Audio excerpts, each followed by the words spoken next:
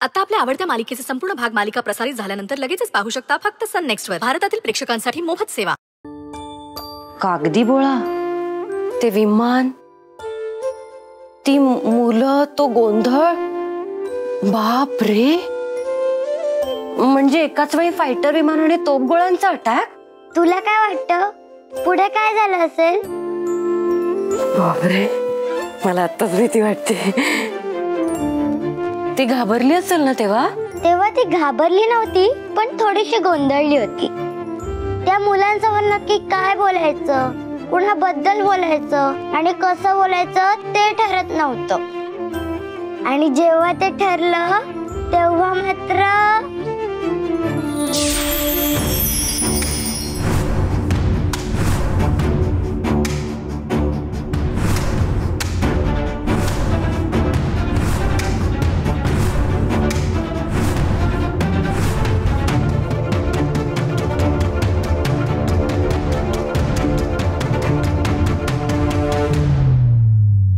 Nice throw. मला खात्री आहे हा कागदाचा बोळा ज्याने कोणी फेकला असेल तो नक्कीच भविष्यात खूप मोठा स्पोर्ट्समॅन होणार आहे.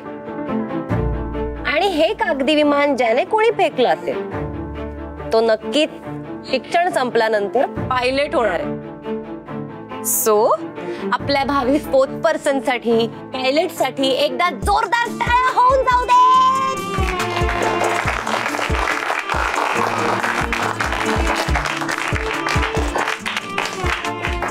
आणि ज्यांची विमानं आणि कागदी बोळे स्टेज पर्यंत येऊन पोहोचले त्यांच्यासाठी तर अजून जोरात टाळ्या होऊन जाऊ दे.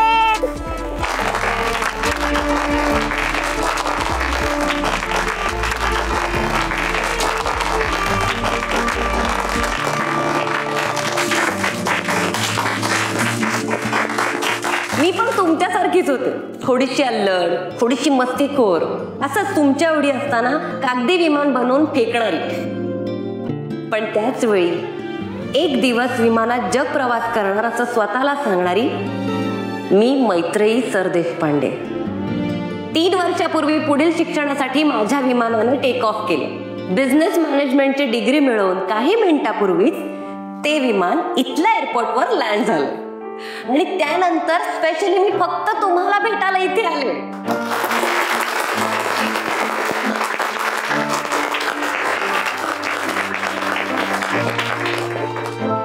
आता मला प्रश्न पडतो, स्वतःचं स्वप्न पूर्ण करून झाल्यानंतर इंडियामध्ये येतात मला खूप ठिकाणाहून आमंत्रण आलं, पण सगळ्यात आधी मला इथेच का बरं यावंसं वाटलं असेल? उत्तर सोपं आहे. तुम्ही जे स्वप्न पूर्ण करता खरं तर ते तुमचं नसतं. तुम्ही फक्त निमित्त मात्र असता, पण त्यामागे अनेक व्यक्ती, वास्तूच्या भावना गुंतलेल्या असतात. मी जेव्हा या शाळेच्या वास्तूत प्रवेश करते तेव्हा सगळ्यात आधी माझी आणि माझ्या बाबांची गाठभेट होते. ही शाळा उभी राहणं माझ्या बाबांचं स्वप्न होतं. गोरगरीब मुलांना शिक्षण मिळावं या उदात्त हेतूने बाबांनी 2 खोल्यांमध्ये ही शाळा सुरू केली होती. त्यांचं हे स्वप्न दादाने पुढे जपलं. आज या शाळेच्या नावात इंटरनॅशनल हे नाव ऍड होतं आणि नामांकित शाळांच्या लिस्टमध्ये ती सगळ्यात टॉपला आहे.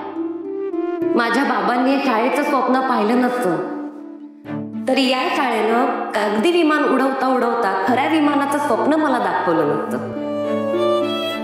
म्हणूनच सगळ्यात आधी मी माझ्या आई बाबांना मनापासून धन्यवाद देते.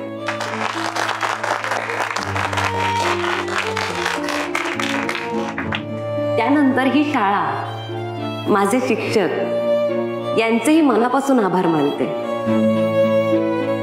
पण या सगळ्यामध्ये एका व्यक्तीचं नाव मी आवर्जून घेईन. आपण जेव्हा आकाशात पतंगासारखं उंच उडत असतो ना तेव्हा हातात मांजा घेऊन कुणीतरी उभं असतं, आपल्यावर फक्त लक्ष ठेवून वाऱ्याचा अंदाज घेऊन आपल्याला ढील देणाराही तोच असतो आणि कन्नी कापू नये म्हणून काळजी घेणाराही तोच असतो.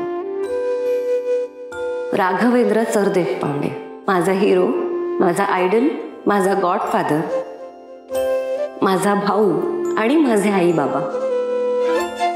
आज खरं तर तुम्ही माझा सत्कार करण्यासाठी तुम्ही मला इथे बोलवले, पण सत्कार माझा नाही, दादाचा होणार आहे. दादा प्लीज.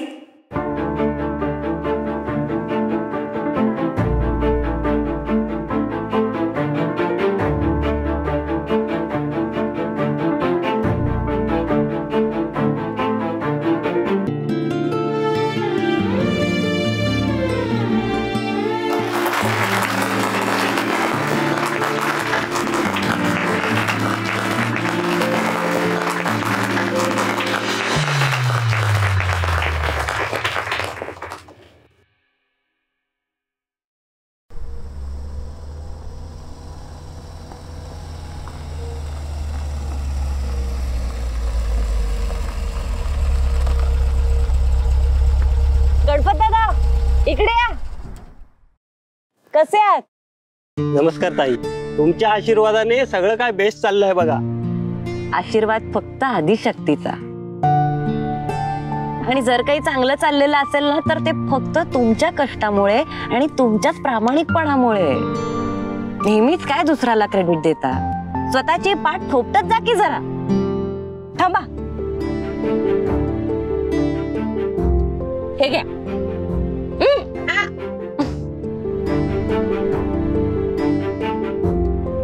घ्या घरी घेऊन जा. थँक्यू ताई.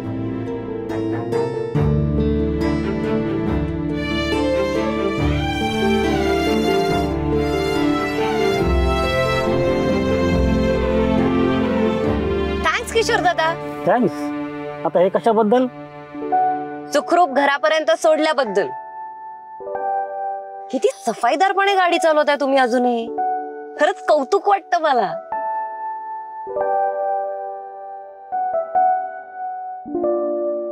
मनू, तुझी वाट कोण बघते बघितलं का? कमलाई.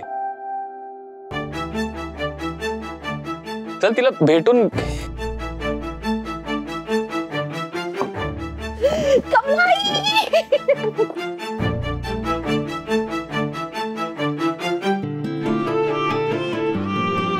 कशी आहेस? ताईसाहेब आता तुम्ही आलाय सगळं ठीक होईल. संध्याताई कशी आहेस तू? मी मस्त आहे. आणि तुझी मुलगी कशी आहे? माझी मुलगी पण छान. आज येणारच होती तुम्हाला भेटायला. मग उद्याच घेऊन ये तिला लगेच. मलाही आवडेल तिला भेटायला. रूपाताई कशी आहेस? मी पण छान आहे ताई. आणि घरी मस्त? घरी पण सगळे मस्त. बाद झाल्या तुमच्या गप्पा आता. हा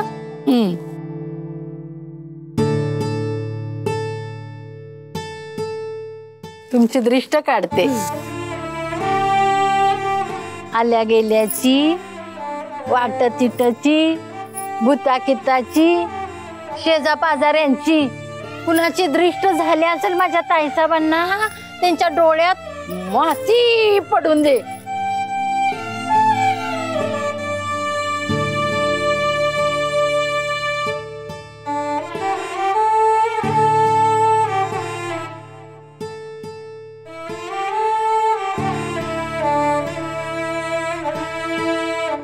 अहो काय करताय? कमला आई, मी तुमचं बाकी सगळं ऐकेन पण ही एक गोष्ट नाही ऐकणार. आई बाबांनंतर हा मान तुमचाच आहे. खरंय. या बाबतीत मात्र मनूला माझं पूर्ण समर्थन आहे. आलं का लक्षात?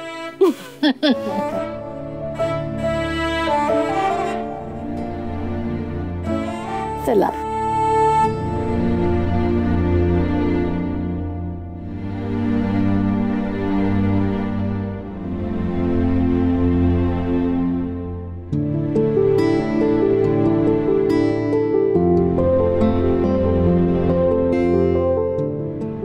बाबा, तुमचा आशीर्वाद आणि दादाची साथ यामुळेच मी माझं स्वप्न पूर्ण करू शकले. आतापर्यंत दादा एकटाच हे सगळं साम्राज्य सांभाळत होता.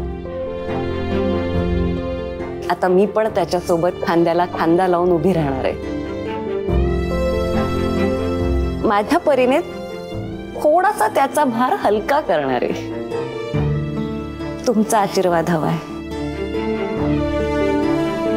या सगळ्या प्रवासात आमच्यात कधीच कोणताही दुरावा निर्माण होणार नाही, कधीच कुठलाही वाद होणार नाही आणि कधीच कुठल्याही प्रकारचे गैरसमज होणार नाही असा आशीर्वाद हवा.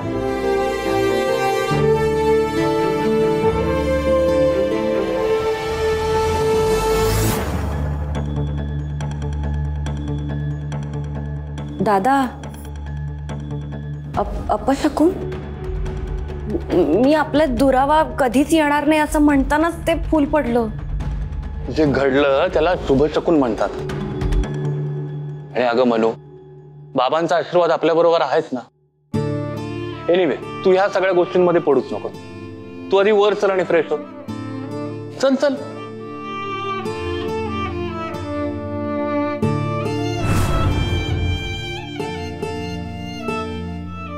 दादासाहेब, ह्या भाऊ बहिणीला नेहमी असंच हसत खेळत एकत्र ठेवा. त्यांनी एकमेकांच्या साथीला असणं हीच खरी त्यांची ताकद आहे.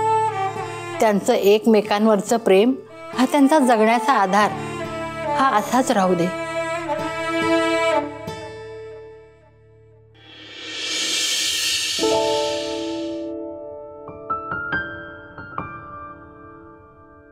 थँक्यू.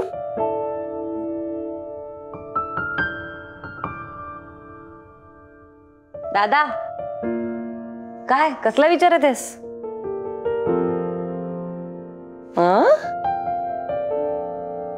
सांग ना, कसला विचारत आहेस? तुझाच विचार करत होतो. समोरच तर आहे मी. आता आहे पण नेहमी नसणार ना. म्हणजे मी कुठे जाणार आहे? हे बघ, तुला परदेशात शिकायचं होतं, शिकली. आता तुझं लग्न, त्याचा विचार करत होतो. दादा, मला या विषयावर अजिबात बोलायचं नाही. आणि माझ्या लग्नाचा विचार करण्याआधी ना स्वतःच्या लग्नाचा विचार कर. केस पिकलेत, मुलगी मिळणार नाही तुला, हो की नाही कमलाई? या गोष्टीचा मी विचारही करत नाही, प्लीज. अरे पण का? मनू, तुझ्या आनंदातच माझा आनंद. जोवर तू लग्न करून सुखी होत नाही तोवर मी लग्नाचा विचार करणार नाही. ताईसाहेब, आता बोलत बसू नका. एवढ्या लांबच्या प्रवासाहून आलाय, आधी 2 घास खाऊन घ्या. आज सगळं तुमच्या आवडीचं केलंय.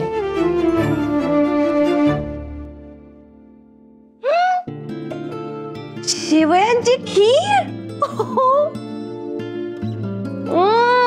I love you Kamalai. कमाल कमाल. कमलाई, तुला आठवतंय दादाला शेवयाची खीर इतकी आवडते की लहानपणी स्वतःच्या ताटात तर फस्त करायचाच, नंतर माझ्याही ताटातली संपवून टाकायचा. आठवतंय का? होय होय, आठवतंय. हा, आता दादाला का नाही वाढली खीर? आता तुम्हाला काय सांगायचं? तुम्ही परदेशात शिकायला गेल्यापासून दादासाहेबांनी त्यांची आवडती शेवयाची खीरच खायची बंद केली. काय? का? का सांग ना. मी सांगते. तुम्ही शिकायला गेल्यापासून दादासाहेब सारखे तुमचीच काळजी करत होते. म्हणून त्यांनी एक नवस केला. आदिशक्तीला, तुम्ही जोपर्यंत सुखरूप घरी परत येत नाही तोपर्यंत त्यांच्या आवडीची शेवयाची खीर ते अजिबात खाणार नाही. हा काय वेडेपणा आहे दादा? त्याला वेडेपणा म्हणतात का काय म्हणतात मला माहित नाही, पण तेव्हा मला वाटलं, मी केलं. ओके, आता मी आले ना, मी भरवणार तुला शेवयांची खीर. आज मनसोक्त शेवयाची खीर खाणार आहेस तू दादा. घे, चल चल चल चल चल. आकर आकर आकर. चल चल चल चल आकर. दादा,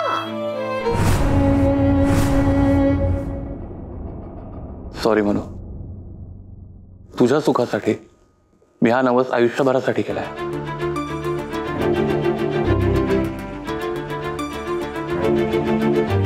आर यू मॅड? वेड लागलाय का तुला? तुझ्या बाबतीत तर मी नक्कीच वेड आहे. मी तुझ्यासाठी काहीही करू शकतो. म्हणजे माझी एखादी आवडती गोष्ट मी अगदी सहज सोडू शकतो तुझ्यासाठी. अच्छा, माझ्यासाठी जीव दे असं कोणी सांगितलं तर देणार आहेस जीव? नाही सांग ना, देणार आहेस?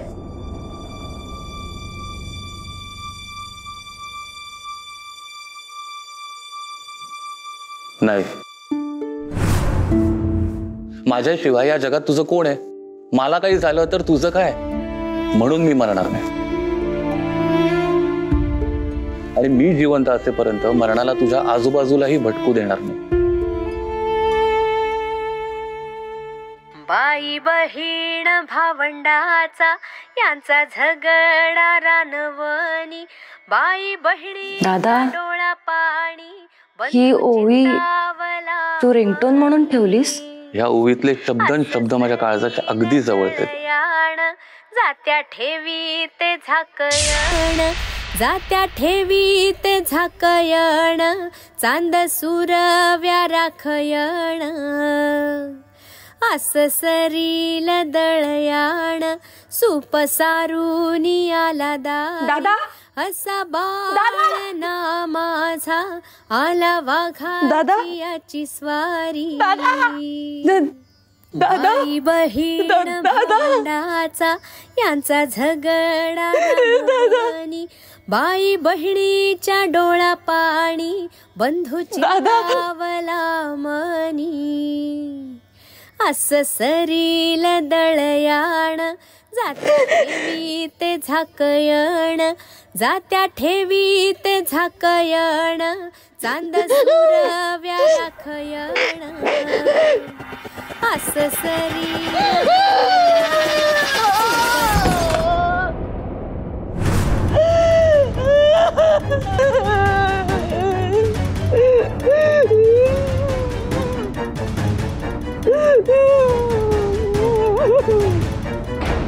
रूपा, मंदा, कुठे मेले सगळे?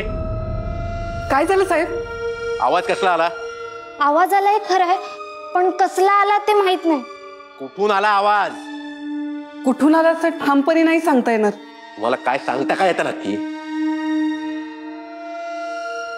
आदिती कुठे आहे? आदिती कुठे आहे ते तरी माहितीये का?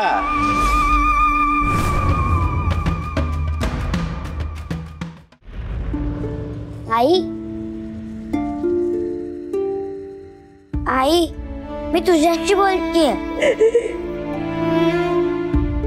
आई, ए आई, ए आई, ऐक ना आई.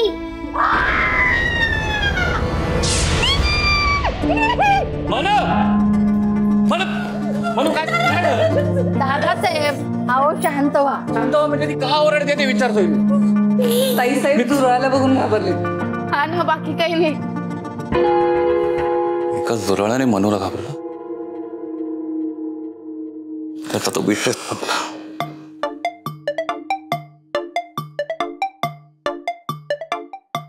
Hello, pest control.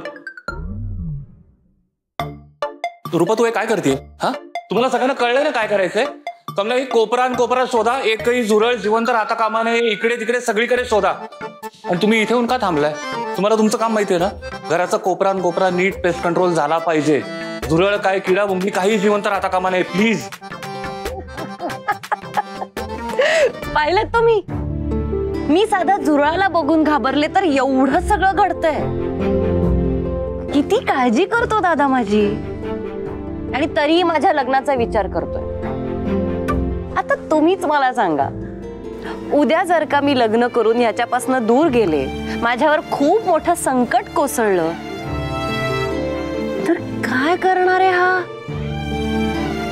संकट कधी कोणत्या रूपात चालून येईल हे आपल्याला थोडंच सांगता येणार आहे, हो की नाही?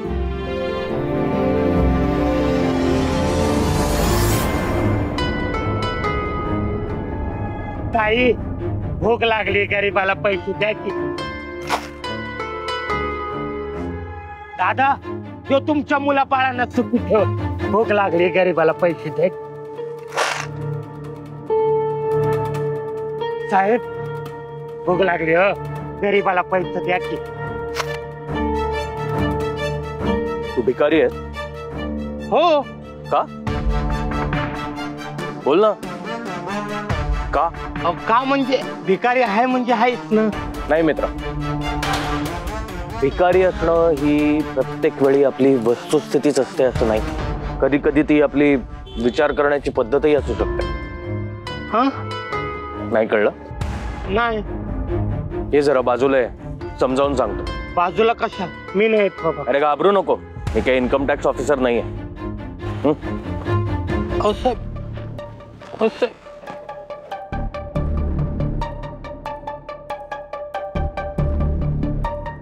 बस.